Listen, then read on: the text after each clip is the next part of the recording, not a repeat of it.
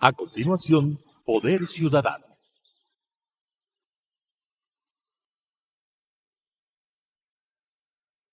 Clasificación B, bajo supervisión de un adulto. Las opiniones vertidas en este espacio por la producción y dirección del programa son de exclusiva responsabilidad de sus autores y de quienes intervienen en ellos.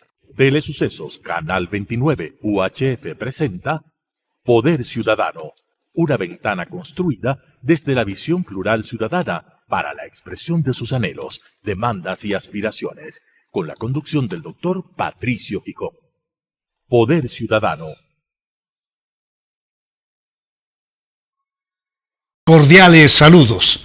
Mi invitado de esta noche es académico, jurisconsulto, fue Procurador General del Estado, decano de Jurisprudencia de la Universidad Católica del Ecuador, diplomático, miembro del Comité Jurídico Interamericano y actualmente magistrado del Tribunal de Justicia de la Comunidad Andina. Mi invitado, el doctor Íñigo Salvador Crespo, ante todo, ciudadano intachable, a quien le apasiona la pintura, el dibujo, la acuarela y también la ornitología. Mi invitado de esta noche escribió una novela histórica francamente extraordinaria. La novela 1822, la novela de la independencia en el Ecuador. Bienvenido, Íñigo, para mí un honor recibirle en este espacio. Buenas noches. ¿Cómo Patricio transcurre la vida del niño, del pequeño Íñigo Salvador Crespo, junto a su padre, el gran Jorge Salvador Lara, junto a su madre, la matrona cuencana Teresa Crespo Toral, seguramente entre miles de libros? Definitivamente entre miles de libros. Mi infancia fue una infancia muy feliz, muy apacible, en una familia muy bien estructurada, padre, madre, que felizmente, no digo felizmente fallecieron, pero fallecieron felizmente ancianos, cada uno a sus 85 años, habiendo podido disfrutarles todos sus hijos y nietos hasta el último minuto de sus vidas, junto a 4 hermanas. Entonces, yo era el único varón. Eso me representó de alguna manera un privilegio, en el sentido de que mi padre, un hombre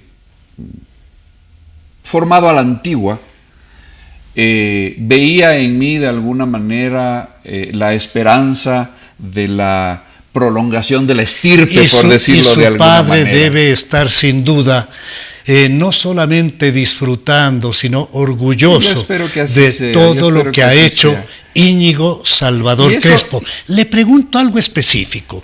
¿Qué es lo que le deja a su padre? Es muy difícil identificar lo que nos dejan nuestros mayores, porque es un proceso paulatino, de una especie de ósmosis, y obviamente está el componente genético puramente, ¿no? Uno a veces no se da cuenta de cuánto en sí mismo, cuánto en la personalidad de cada uno es generación propia y cuánto recibimos de nuestros mayores. Cierto. Pero si usted me pregunta, como lo ha hecho ahora, ¿qué me deja mi padre? Yo diría que, en primer lugar, 2 virtudes que están bastante en desuso hoy en día. El amor a la patria, por sobre todo.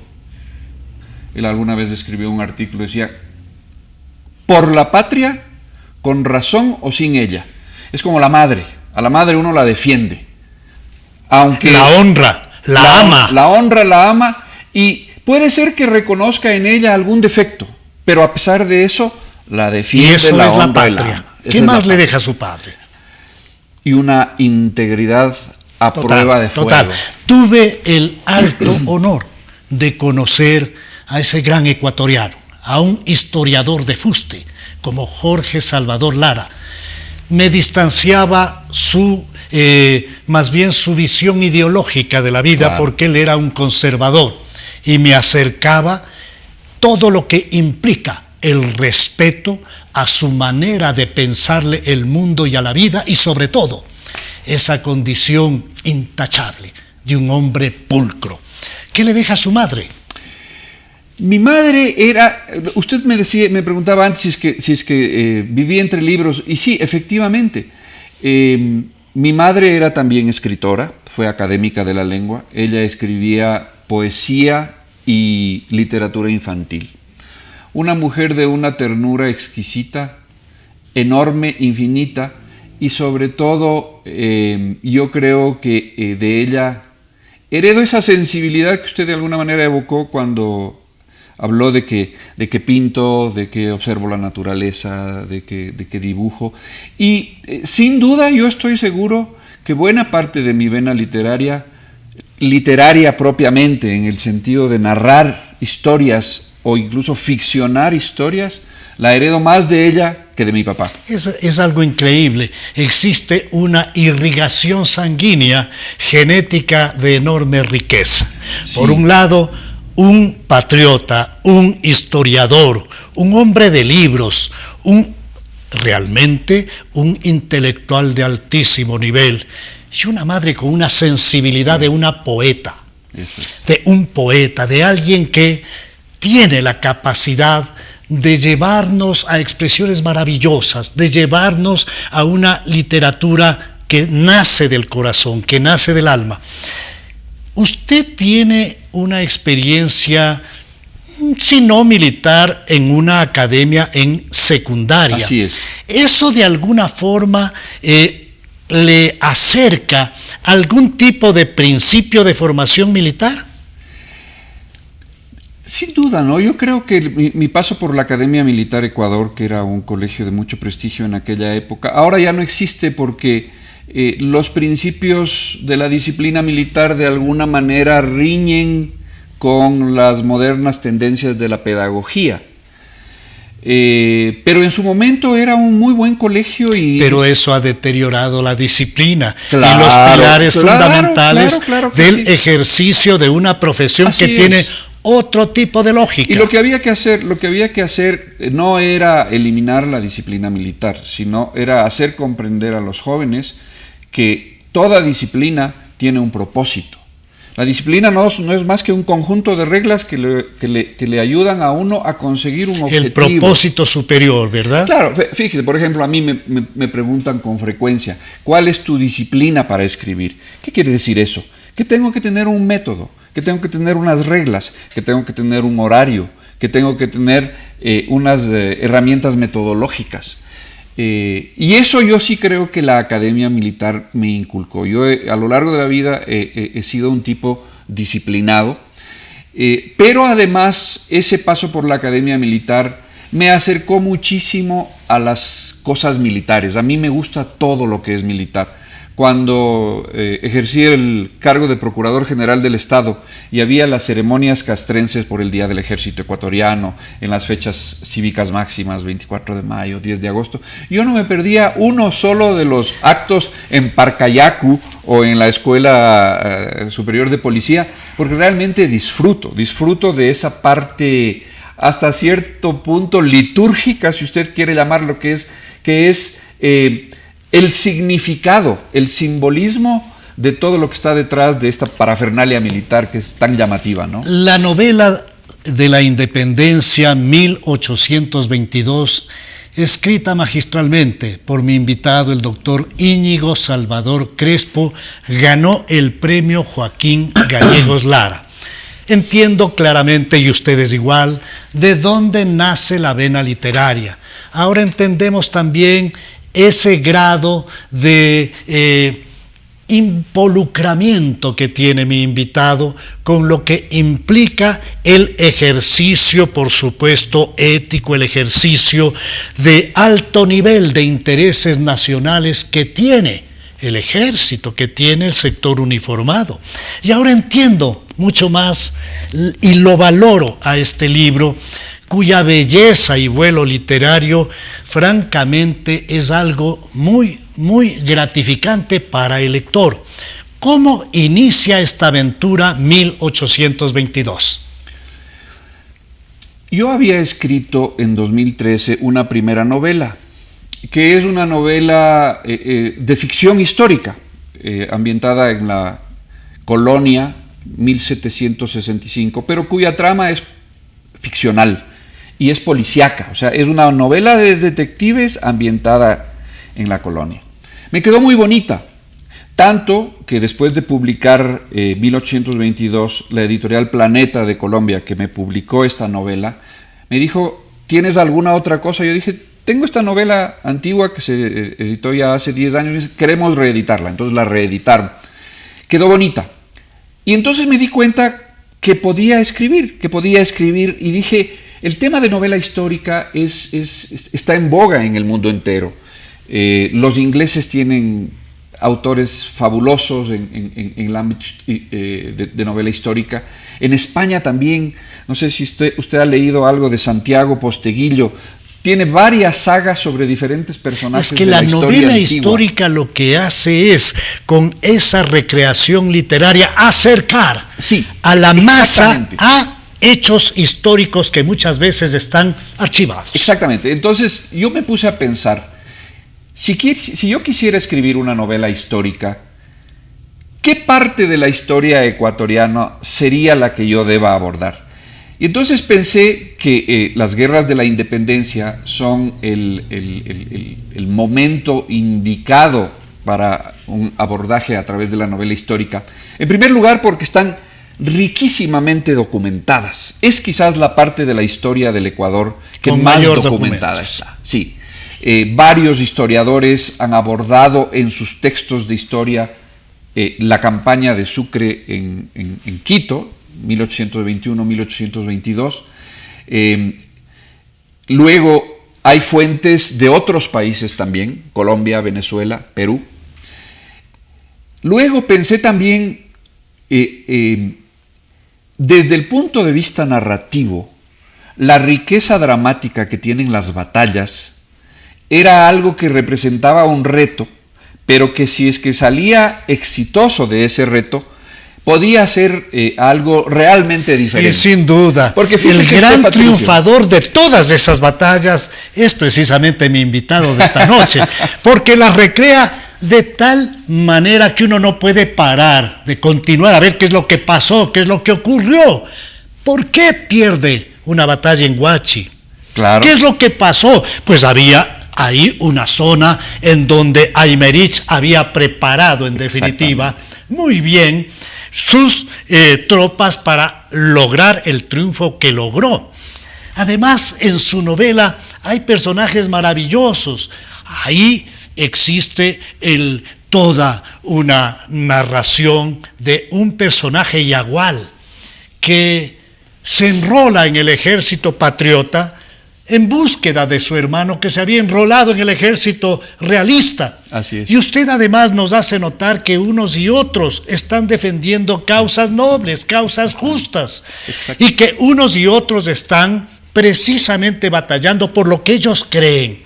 Y resulta que este hermano llega a encontrar a su hermano que estaba enrolado en el ejército realista. Y también nos lleva con ese maravilloso vuelo literario a los amores de Sucre con Tomasa Bravo. Pero a mí me llama la atención cómo este proceso que comienza en 1809 con el primer grito de la independencia, que después es abortado, que luego en el 21 y 22 viene Sucre, que va a Guayaquil a sentar las bases para que la provincia de Guayaquil forme parte de Colombia, la grande de la Gran Colombia, y que ahí había problemas, y toda esa referencia con José Joaquín de Olmedo y los intereses que comenzarían, desde mi punto de vista, a orientar intereses regionales. Sí, déjeme tocar en primer lugar el tema inicial de esta última pregunta suya, o de este último comentario. La historia de los hermanos Yagual, como usted puede imaginar, es una historia ficcional. Es decir, no son personajes históricos cuyo registro aparezca. lucharon. Pero es absolutamente probable que esa historia se haya repetido centenares de veces, sin duda, como ocurre en toda guerra civil, porque yo sostengo que las guerras de independencia fueron guerras civiles de liberación nacional, básicamente, lo que vendría a llamarse ahora en la jerga del derecho internacional moderno, guerras de liberación nacional, en donde tenemos un grupo, en guerra civil, porque de lado y lado son españoles los que batallan, españoles, iberoamericanos, pero también muchos españoles peninsulares. Y también batallan gente que viene de Inglaterra, y de Irlanda, por ahí algún italiano, en fin. Exactamente. Por supuesto, venezolanos, colombianos. Pero lo que les diferencia es fundamentalmente su creencia de que un gobierno republicano independiente es lo que mejor serviría a esos territorios, mientras que a los otros les inspira la idea de seguir bajo una monarquía que, recordemos, para entonces ya era una monarquía constitucional. Después del canalla de Fernando VII, desconoció la Constitución de 1812, pero si es que la guerra hubiera sido ganada por los realistas, habríamos estado bajo la égida de una monarquía constitucional. Sin duda. Íñigo, por el Entonces, estrecho tiempo del programa, quiero conducirle al tema del regionalismo, un poco recordando todos los diálogos de Sucre con José Joaquín de Olmedo, que era el presidente de la Junta del Gobierno de Guayaquil, y cuando ya se notan intereses por anexar al Perú, y cuando el propio José Joaquín de Olmedo participa en la construcción de la primera constitución peruana, y cuando siempre hay esa disyuntiva, o Quito o vamos con el Perú, y todo tiene que ver con el ejercicio económico de un puerto que está vinculado con el comercio, con sus intereses. Esa es la semilla, el germen de lo que ahora conocemos como regionalismo. Patricio, yo he procurado abordar el análisis de esos hechos históricos con absoluta objetividad, para que nadie me pueda tachar de regionalista. Yo amo a mi país, y si algo transmito a través de esta novela es la importancia que cada una de las ciudades y regiones del país tiene. Y por eso mi personaje preferido en esta novela, después del mariscal Sucre, que termina siendo el personaje central, es Abdón Calderón. Porque Abdón Calderón es el personaje de la integración nacional. ¿Cómo no? Es un niño, un joven que nace en Cuenca, de madre guayaquileña, se cría en Guayaquil, se une al ejército patriota en Guayaquil y muere y da su vida en Quito, por la nueva república. Y además usted reivindica esa talla gigantesca de Calderón, del joven, del niño soldado, cuando aquí de alguna manera se ha caricaturizado su intervención estableciendo que un cañonazo, otro cañonazo, cuando en la verdad efectivamente recibe cuatro. Y eso lo dice Antonio José de Sucre en su parte de guerra. O sea que es un hecho, eso no es caricatura. Lo que es caricaturesco es lo que hace Manuel J. Calle. Manuel J. Calle no llega al extremo de hacerle cargar la bandera con la boca. Eso ya es adición de la picaresca ecuatoriana. Pero el valor que tiene Calderón es enorme. Pero le dice que herido en los brazos carga el sable con la boca, lo cual no es improbable. Yo no le hago cargar el sable con la boca, pero no es improbable, porque acuérdese usted que en los abordajes, en las batallas navales, en esa época, y después también, por supuesto, cuando había que hacer el abordaje usando las cuerdas de un barco a otro, tenías que llevar el sable en la boca. Entonces no era improbable que él lo hubiera hecho, pero en todo caso, yo procuro que la muerte de Calderón sea una muerte digna. Es una muerte tan digna que él muere tratando de poner en alto nuevamente la bandera de Guayaquil. Ese es un hecho simbólico, ese es un acto de paz, es un ofrecimiento de paz a Guayaquil, para decirle, ustedes sí estuvieron en la batalla de Pichincha, ¿Cómo no? y la Y bandera de además, ustedes flameó. Es un acto de unidad. Es un acto de unidad. Es un acto maravilloso, patriótico de unidad, al levantar la bandera de Guayaquil y bandera de decir, Guayaquil. ustedes son de Quito. Exactamente. Ahora,